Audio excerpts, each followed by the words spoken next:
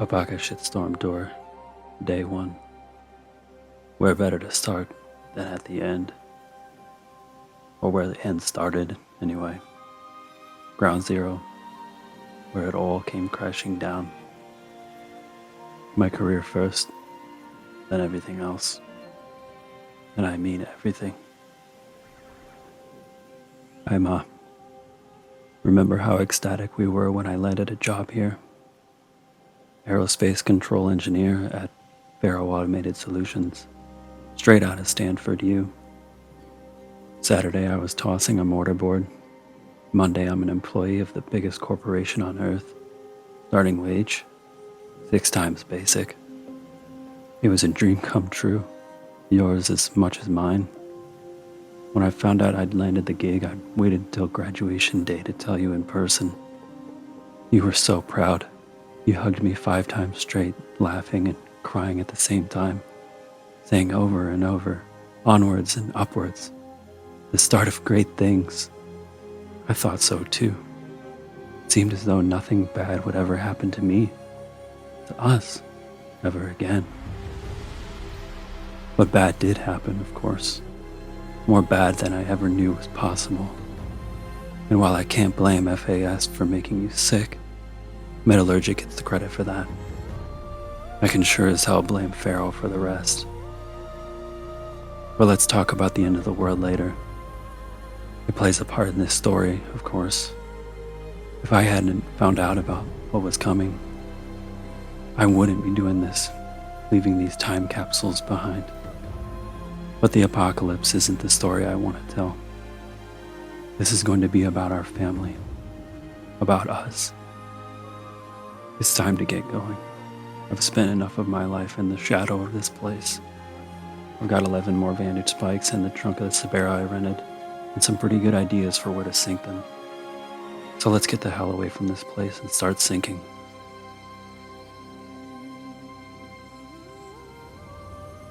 Paka Shitstorm Tour, Day 2.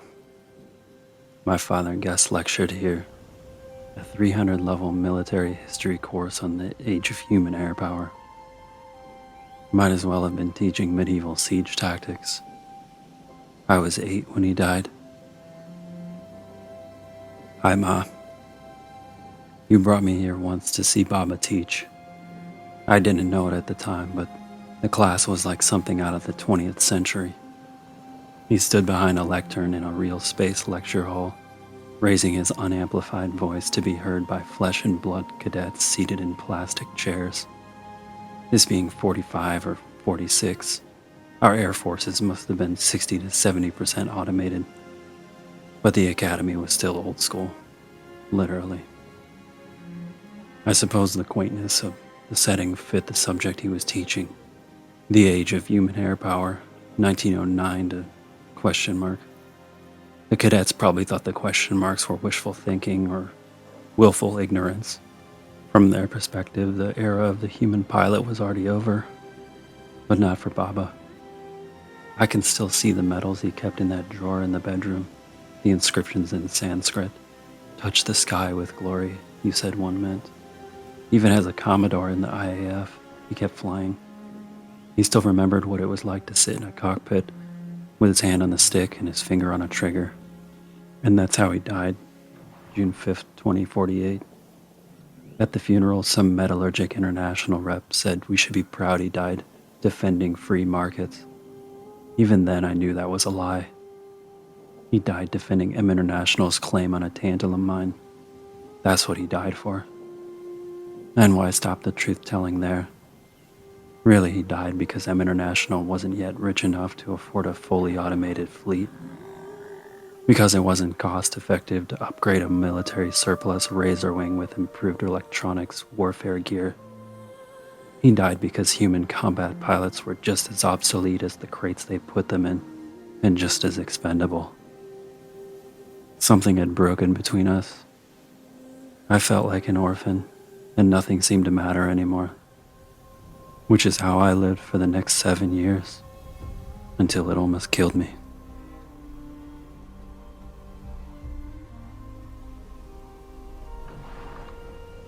Apaka Shitstorm Tour, Day 3. I was 13 when I broke in and vandalized this place. Me and that kid, I think his name was Star. It was my first arrest.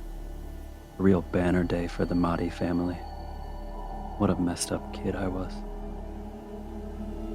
Ma, like me, Star was a problem kid, but he wasn't really smart enough to get into trouble on his own. I didn't tell him my real motivations, just made breaking into the museum and vandalizing it sound like a fun thing to do high on Duster. I was only 13, but my combined interests in tech and drugs had already acquainted me with the basics of hacking security systems. I used a jammer to bypass a window alarm, and then I got to work. I toppled hollow exhibits, smashed dioramas, yanked display panels off the walls, and smashed those too. I forgot all about Star until he yelped about flying glass. He was just standing there, holding his cheeks, staring at me with big, scared eyes, whining about how this was crazy and I was going to get us arrested. He was right about the arrest. Getting caught was part of my plan, but wrong about the crazy. My one-boy orgy of destruction wasn't some kind of drug-soaked psychotic frenzy. It was a calculated attack. Not on the museum, on Wyatt. You'd started dating Wyatt a few weeks before, and I didn't like him. I wanted him gone. When you had him over for dinner, one of the many boring things he droned on about was how he served on the board of the museum and oversaw its technology purchases. Anyway, as I was saying, Star was right to think we were going to get arrested. It went down quick. Star began screaming about how he was burning all over, and the next thing I knew, I was face down in a mound of expanding foam. The police bots never even warned us. Compared to Star, I got off easy. I've never been on the business end of a microwave gun, but they say it hurts like hell. I was still picking bits of that foam out of my hair a week later, though. Fines and damages came to 18 months of basic income. So it wasn't just shame that my actions brought down on the family, but financial catastrophe too. Which is why the plan backfired. I didn't push Wyatt away.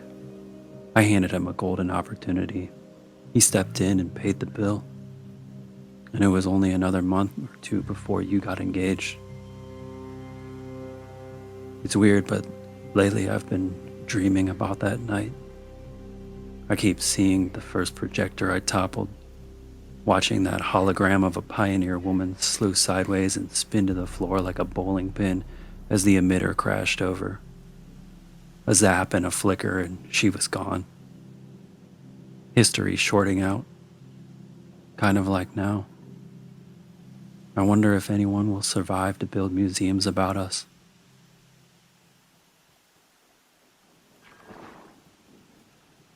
Apache Shitstorm Tour, Day 4. It's hard to believe Metallurgic International used to be headquartered in this dreary old ziggurat. Wyatt's office was on the second floor from the top. If Emmett had a policy against workplace romances, he probably wrote it. Hi, Ma. Looking back, it's almost comical how much I detested Wyatt. I hated everything about him. His lumpy face, his bad skin, his always calm voice, his out-of-style suits, and especially his stupid cowboy name. I don't care how badly you want to assimilate. There is never any excuse for naming your kid after a gunfighter. I couldn't believe you would replace my Baba, a decorated combat flyer, with a corporate drone. So I made it as hard for you as I could. I was beyond cruel. I accused you to your face of only being interested in Wyatt for his money. Called you, my own mother, a gold digger, and worse. Refused to attend the wedding, then got myself arrested the night before just to cinch a point. It took me years to understand the obvious. Of course you married him for his money. For my sake, not yours. Before Wyatt, the job you were working didn't even cover food and rent. When you didn't get overtime, we slipped deeper into debt or went hungry. You literally couldn't afford to spend time at home, let alone pay for childcare or rent a nanny bot. Meanwhile, your son was out of control, a truant and a thief, not even out of junior high and already a drug addict. If you'd only had yourself to worry about, I think you would have politely refused Wyatt's interest. You were no stranger to hardship. Compared to what you went through getting out of Kolkata in 2037, simple poverty probably seemed like a cakewalk. You knew how to survive, but your son didn't. I was headed nowhere, at ramming speed. You married Wyatt to save me, for the stability and opportunities his money could provide. It wound up working, but not as smoothly as you'd hoped. Before I could be saved, I had to die first. But that's a story for the amphitheater.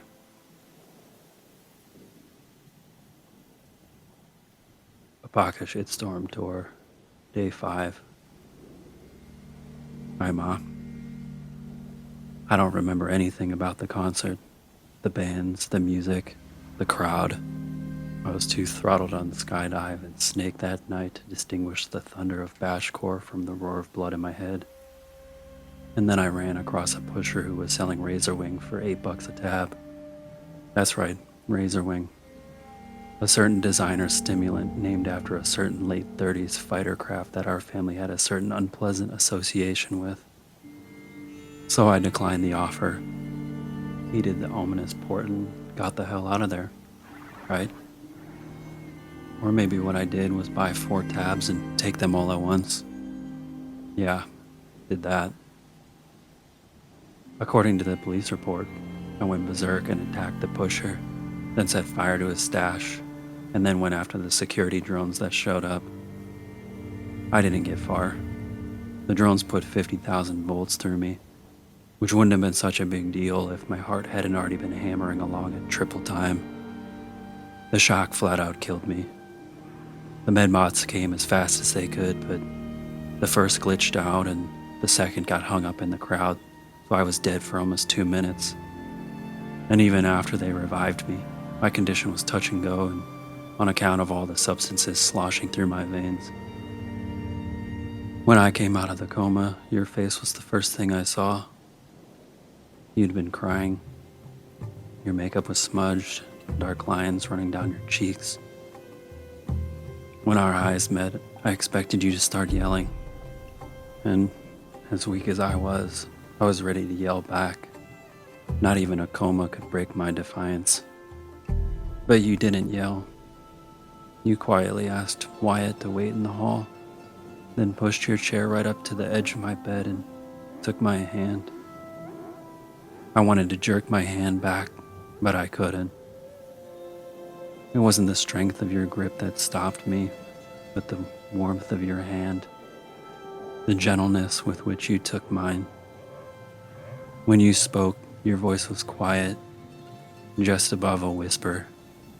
When I lost your Baba 7 years ago, you were the only reason to go on living, you said. Your gaze lifted to the medical equipment surrounding us, the tubes and blinking lights. You shook your head. Why do you live like no one loves you? Don't you realize that if you die, all my hopes and dreams, and all the hopes and dreams of your father, die with you?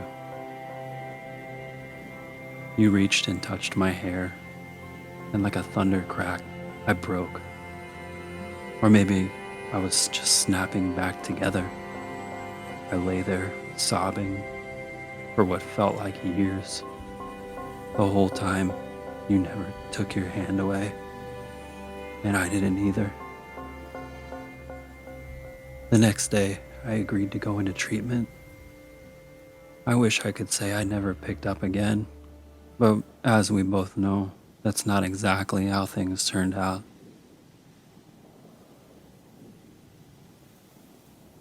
Apaka Shitstorm Tour, Day 6. I was fresh out of rehab when we saw the metallurgists play the Heart's Wayfarers. The Emmett jersey looked pretty funny over your sorry. Hi, Ma. So this would have been late May or early June. I was only a week or two out of rehab, still feeling pretty raw, pretty jangly about sober life. You'd already gone toe to toe with Mr. Garrison, the jerk principal who tried to block my readmission. I was looking at 8 weeks of summer school to make up for all the courses I'd flunked, but I didn't mind. Without drugs, I didn't really know what to do with myself yet, so I welcomed the structure. The metallurgists were playing the Wayfarers, and as usual, Wyatt had box tickets, but this was the first time I had agreed to go. Hell, it was probably the first time I'd ever agreed to do anything as a family. In retrospect, I'm surprised Wyatt was willing to bring his hellion stepson to a public event so soon. I'd seen Teeb slug it out on the hollow before, of course, but seeing it in the real was a whole other thing. The size of the machines, their speed, the way they bashed each other to pieces, it was intense. All at once, my fascination with tech, which had kind of faded as I'd sunk into the drugs, came roaring back. When homie Raman, the team's engineer, stopped by the box at halftime, I was all over him, blasting him with questions like a one-boy press conference. Looking back, it wouldn't surprise me if you took me to that game hoping to get me excited about tech before I headed into summer school. Or was it that you wanted me to catch a glimpse of corporate privilege? It was always your dream that I'd end up in engineering or business. Well, there was plenty of engineering on display when Connor 12 scored with an 18-meter rocket jump, and plenty of VPs and even C-levels in the box with us when we cheered that goal. Yeah, it was a setup. You knew what you were doing. Always did. Pocket Shitstorm Tour Day 7. I was 3 months out of rehab when we went camping out here. Wyatt went to sleep early, so it was just the two of us. We stayed up and watched the Perseids. After, as we talked about stars and space tech, I suddenly knew what I wanted to do with my life. Hi, Ma. It was August, summer school had wrapped, and I'd aced my courses, so I was headed back to 10th grade with a good head of steam. As a reward for my studies and my sobriety, you and Wyatt gave me a Fullerton Labs Astro Prodigy and took me camping to watch the Perseids at their peak. I was amped. Wyatt spent all afternoon struggling with a self-constructing shelter he'd bought for the trip, until finally he gave up and built the damn thing manually. Well, the sleeping pods anyway, while we made a fire and cooked dinner. It must have taken a lot out of him because Wyatt was nodding off at dinner and went to bed soon after. As night fell, we sat and watched the meteors streak across the sky like fingernail scratches, marveling at their abundance, laughing our delight. After an hour or so, you asked me to teach you the constellations, so I launched the Astro Prodigy and played the professor, spouting off about each star group as the drone magnified them. Later I had it zoom in on the Odyssey, which was still being constructed in orbit back then. It was another year or two before they abandoned it. We could actually see the robots building it, zipping across the hull like little fireflies. So I jabbered about that, which got me started on yammering about the robots that Faro and other corporations, even Metallurgic, had begun sending up to mine helium-3 from Luna and metals from the asteroid belt. The more I spoke about space tech, the more excited I became. But I was getting cold too. Deserts at night are like that. So I sat back down next to you and we huddled together under the camp blanket. For a little while we were quiet. I wanted to say what I was thinking, but it felt ridiculous. But then Wyatt snored explosively from inside the shelter and we giggled. And our laughter seemed to make an opening for me to just go ahead and say it. That I, your delinquent son who'd almost flunked out of high school, who'd nearly died of an OD at Bashcore concert, Wanted to be an aerospace engineer and make the sort of machines that we've been talking about. Robots to gather resources in the solar system, maybe even ones that could travel to other stars and colonize new worlds. You looked at me and smiled. Then that is what you will do. And then you looked up at the night sky and said very plainly, as though it was simple fact, you will write the story of our family across the stars. School started the next week and I never looked back.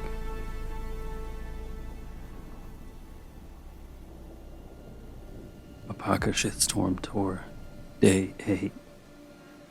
Holy crap. That glitched out lifter that crushed your arm and clavicle back before you met Wyatt. That was in a mine back beyond these falls.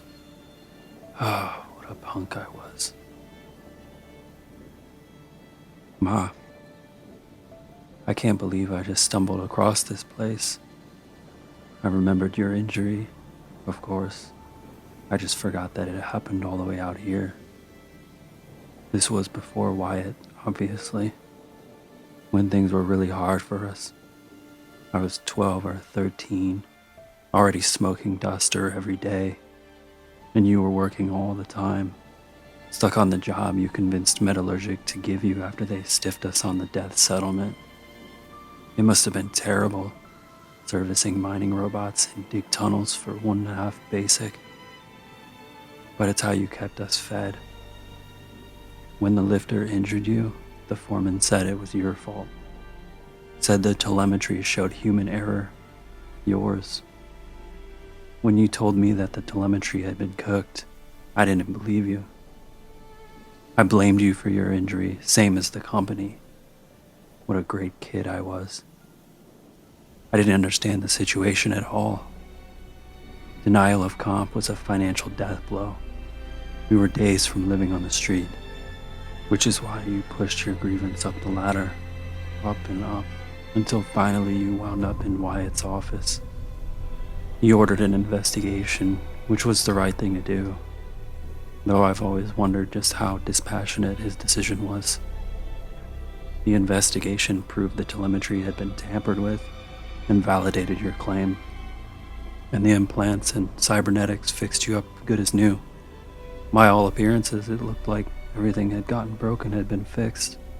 Hell, another 6 months and you and Wyatt started seeing each other, so before long even our poverty was fixed. What we didn't know, of course, was that you'd been poisoned. Luber 6 exposure from the solvents you used to keep robot joints clear. We were still years from knowing the long-term effects, but the damage was done.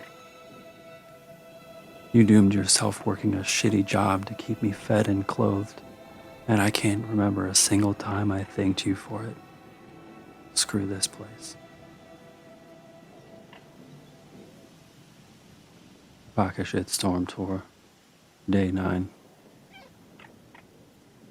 Hi, Ma. My plan was to go camping here after the Amos 15 launch.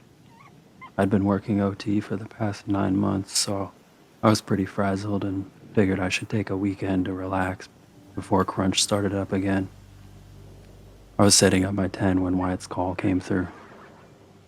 He'd said it was an emergency. I called a lift spin vert and made it to Denver General in less than 27 minutes. I was too late. You'd already slipped into a coma. I didn't understand how that could be, but when I told Wyatt to explain, he just kept choking up, waving me towards the care station. So it was a hollow doc that broke the news. How you'd been diagnosed a year later, the adverse reactions to gene therapy and polymer vascular replacements, the 6 months of mobile dialysis. I couldn't believe you'd kept it all secret from me. Even at the height of crunch, I called you once or twice a week. So you just sat there listening to me enthuse about my latest project or complain about workplace politics, and all the while you were dying? It didn't make sense. I marched back to Wyatt, cornered him, and demanded that he explain. He said you didn't want to distract me, that I was doing important work and needed to focus. You know, it's as though the latest Amos launch and the palladium and rhodium it'd bring back to Earth mattered more than the man who was already here. Wyatt kept saying how proud you were of me. He even parroted that onwards and upwards phrase of yours. He said I should get back to work, and that's what you would have wanted. Then he'd stay at the hospital and keep me informed. I didn't go back to work. I called in. It took arguing my way past 2 supervisors, a labyrinthine automated HR menu, a human resources AI, and an anal defensive benefits executive to activate my personal leave. But I did. And then I sat at your bedside for the next 7 days. I kept thinking of the hospital after my OD at the amphitheater. Kept thinking that if you came out of the coma, I wanted my face to be the first thing you saw. On the 8th day, they pronounced you dead. After the funeral, I went back to work, but I wasn't really there. I kept telling myself to focus, that I was okay to be there. It was what you would have wanted after all, onwards and upwards. But my work fell behind. When my supervisor called me in for an emergency review, I told myself to play it cool, accept the criticism, and promise to do better. It didn't go like that. I snapped and shouted at him, and then broke down, sobbing uncontrollably. 2 minutes and 3 sectrons later, I was standing outside the Pharaoh building, blinking in the sunshine, straightening my bunched up clothes. An alert on my focus indicated that I should go home for the day, then report for a disciplinary review on Monday. But I didn't go home. Another idea had risen up in my mind, already fully formed. I guess I'd already been thinking of doing it for a while. I took a life spin to Pioneer Park.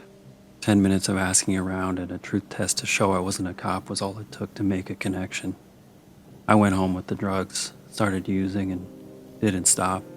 Duster, snake, skydive, overcast. No razor wing, at least. I didn't take calls, didn't show up for the disciplinary review on Monday morning. A friend stopped by and hammered the door until I answered it. When he saw what was happening, he staged a one-man intervention. I agreed to go into treatment, but I didn't harbor any illusions. Use of personal leave was bad, but use of psych SA leave, career suicide. Sure, they couldn't legally fire me for it, but I'd been around FAS long enough to know that they'd find a way. My career was over. I thought I was at rock bottom, but I was wrong, of course. I still had a long way to fall.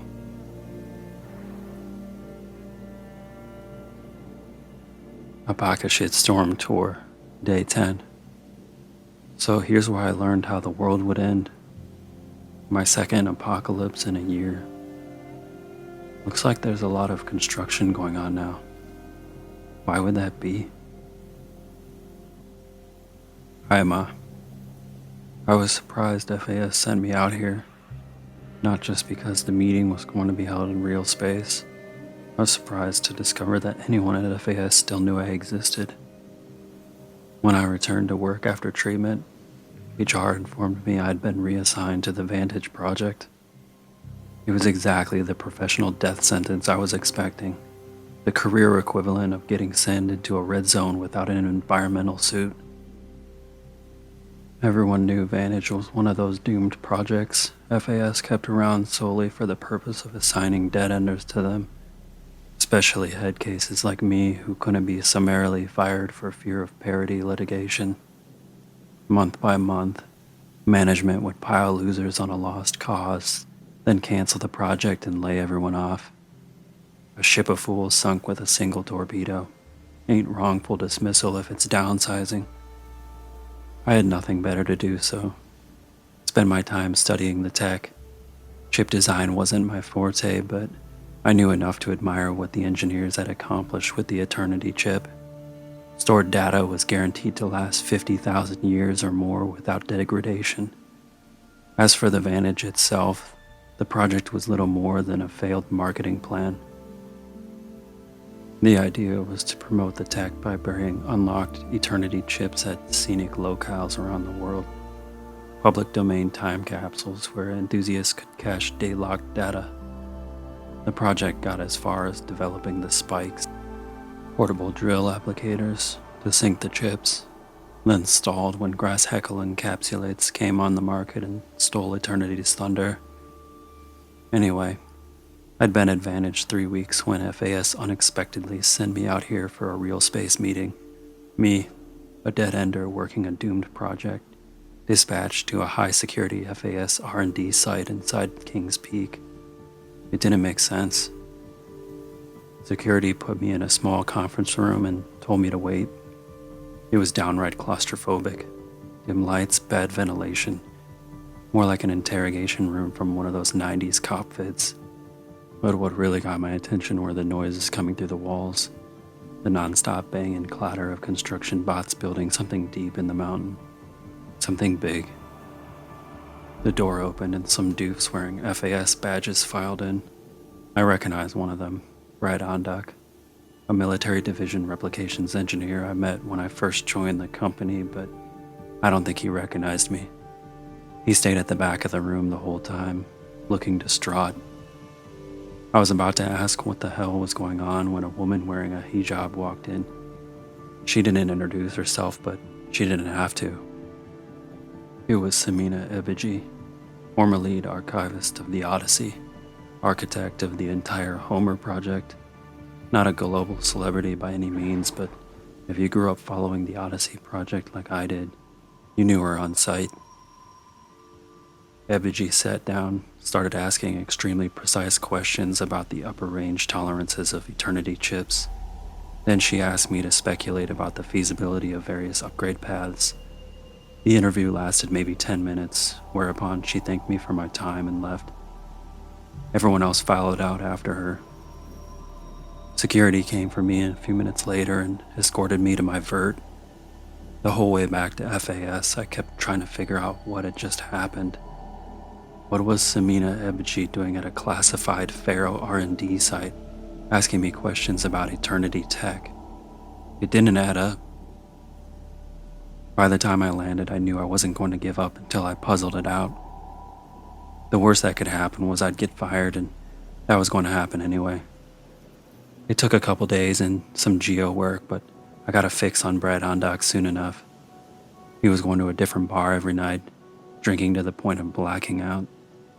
I shadowed him until I managed to proxy his focus and dupe his net protocols. I didn't find anything strange in his financial records or media patterns. I was starting to think I'd wasted my time. Then I accessed his Dreambox account and found the journal he'd been keeping the past few weeks. It was all there. How the world would end. My first thought was, well, at least my ma didn't live to see this. My second thought was that nothing mattered anymore, which made it pretty obvious that I should kill myself.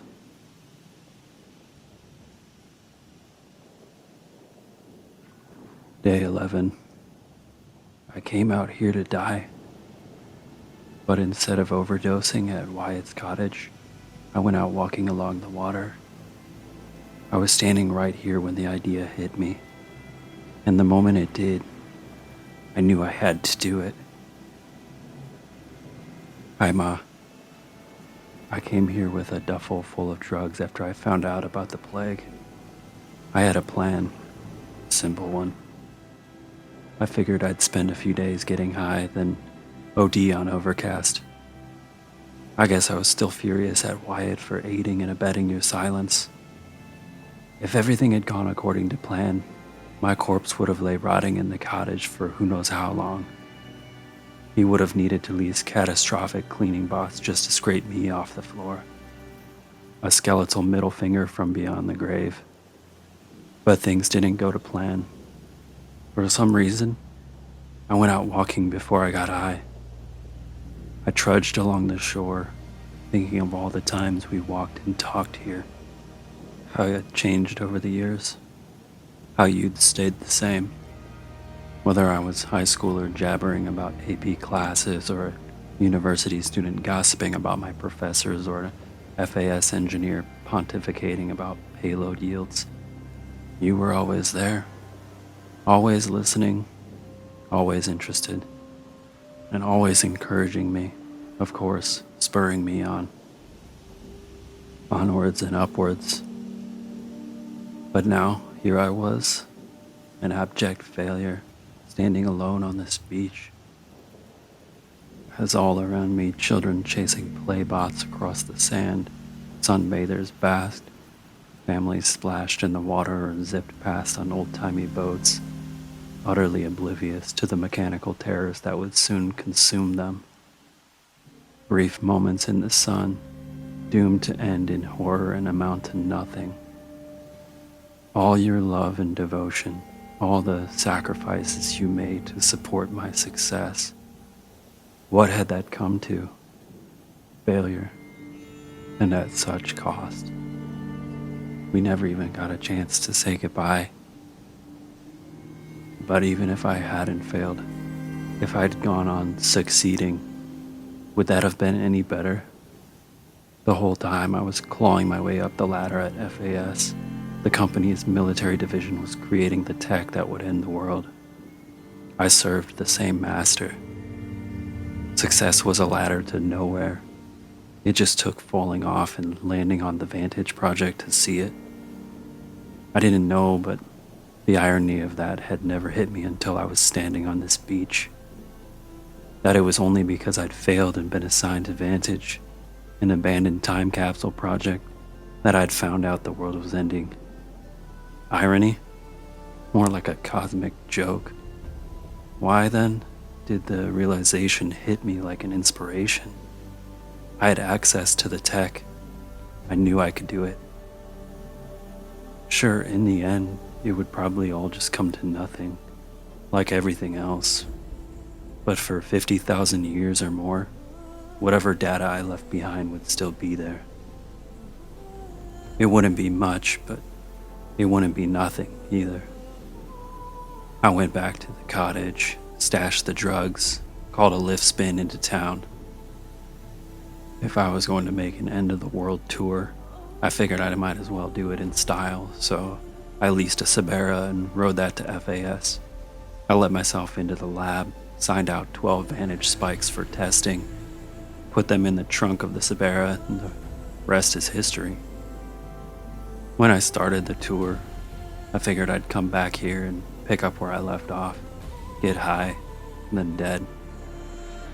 But the first thing I did when I got back was incinerate the drugs, all 2.5 months of salary worth.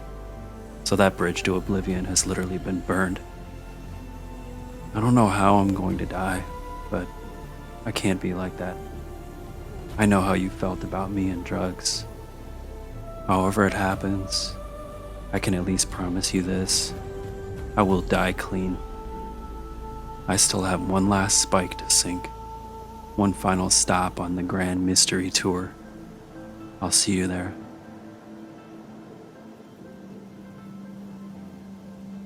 Day 12. I'm last stop. After this, I'll have said everything I need to. It was just a routine launch, but for us, it might as well have been Apollo 11. It was my first payload, a seeker extractor with an upgraded propulsion system I'd designed. The vehicle was destined for M89-282, an asteroid rich in ruthenium and tungsten. A metallurgic claim as it happened, a family event through and through. So there we stood in the open air as night fell and the stars came up. Of course, I was thinking of that night years before, when we watched the Perseids together and talked and dreamed of this very moment. You were thinking of it too, because when the booster launched, as it rose into the sky on its jet of flame, you took my hand and said, "You have written the story of our family across the stars." Even then, I knew it wasn't true. The vehicle was headed for a rock, not a star. It was a routine launch, not some voyage of discovery. but my heart was too full to quibble. I just smiled and squeezed your hand back. It was the finest moment of my life. You and me, Ma. Onwards and upwards. The start of great things. But after you died and I broke down, the meaning of that night changed. Everything that had seemed wonderful seemed to turn rotten and false. It seemed false because it was false. I'd never written anything across the stars.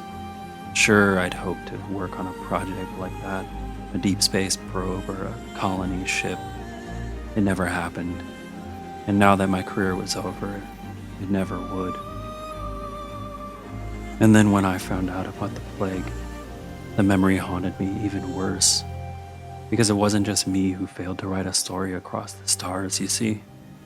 It was all of us, our entire species.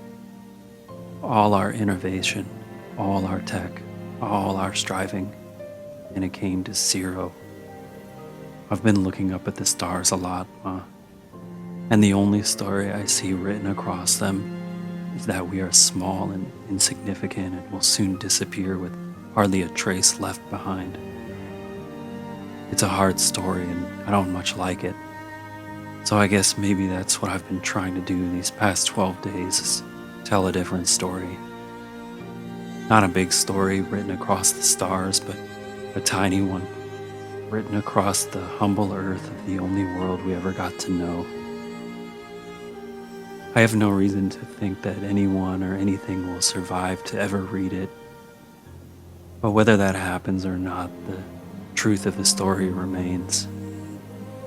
That once upon a time, on a planet called Earth, there lived a boy named Bashar who loved his mother very, very much. Goodbye, Ma.